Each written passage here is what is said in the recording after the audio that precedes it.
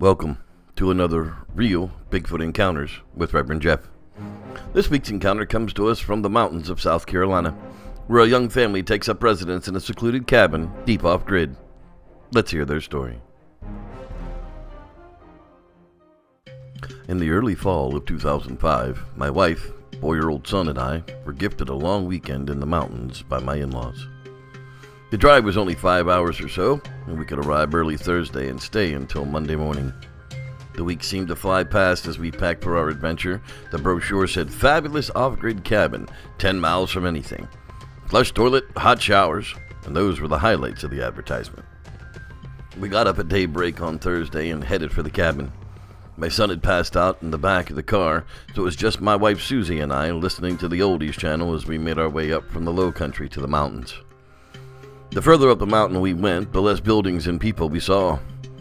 The one last gas station before the private road, so we pulled in and filled up the gas tank, picked up a few last things, and we talked with the clerk.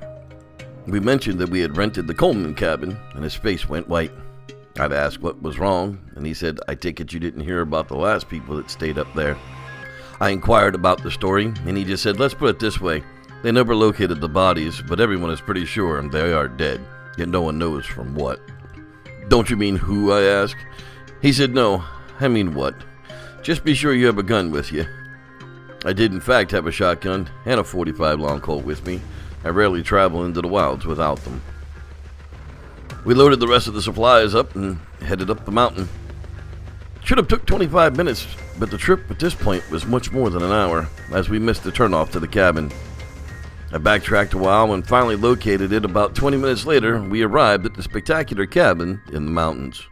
A small lake for fishing was literally in the backyard. Susie took little Jimmy in the house to get him changed into play clothes, so I took a look around on the property. Someone had been up there, as there was repairs to the cabin, freshly cut aged firewood, and the cabin was spotless. I set up the outside fire pit and then went in to set up the fireplace, as we knew it would get cold that night, but not too cold. When I finished, I found Susie and Jimmy in the kitchen getting ready to make some dinner. The fridge and the lights worked off the solar, and they seemed to be working just fine. We didn't have a care in the world at that particular moment. After dinner, we sat outside by the fire, roasting marshmallows with Jimmy, when the oddest sound I'd ever heard come from the woodline. It was a prolonged whoop, and then a knock from what sounded like a tree being hit with a baseball bat. It was the last we heard, though, so we went back to making more s'mores. Some time had passed, and it was time to put Jimmy down for the night, so Susie carried him into the bedroom, turned on the baby monitor. It was very warm in that room, for the chimney was just right there, so she cracked the window a little and placed the monitor on the windowsill. She joined me back by the outside fire. It was maybe 40 feet from the window next to where Jimmy was sleeping, and we were snuggled down by the fire. My thoughts were making on Jimmy a little sibling when Susie got frightened by a sound. It sounded like a bang on the baby monitor from the room Jimmy was sleeping in. She rushed into the house to find nothing out of place, so she kind of dismissed it and came back. 10 minutes later, another bang, only this time we heard it hit the house, and a grunt came over the monitor. Then Jimmy started to scream, and it was crying monster. We both sprung up to investigate, and upon entering the room, Susie too let out a blood-curdling scream. "Tom, get your ass in here." I was 3 seconds behind her when I grabbed my shotgun on the way in, and I caught a glimpse of something as it turned away from the window. Susie ran out of the room with Jimmy rocking and crying on the sofa near the fire. I know she saw something, but what it was I couldn't tell. I asked her what she saw, and she said it was a hairy monster, and it was staring at the baby and knocking on the window frame. Just then, from behind me, the front wall, something big was hurled at the cabin as it rocked from the impact. We could have sworn it was something coming in. I put Susan and the baby down on the floor and covered them with the couch covers and the cushions and headed over to the front door. I swung open the front door, and running through the yard was a massive hair-covered creature. It had to have been at least 8 feet tall, was running like a human, but this was no guy in a suit. The proportions were all wrong. It noticed I was standing there, and it turned towards me and began to run in my direction. I leveled up my shotgun and I pulled the trigger. The double-aught butt hit the chest right towards the shoulder, and it went down. I fired 2 more rounds at it as it then retreated into the house.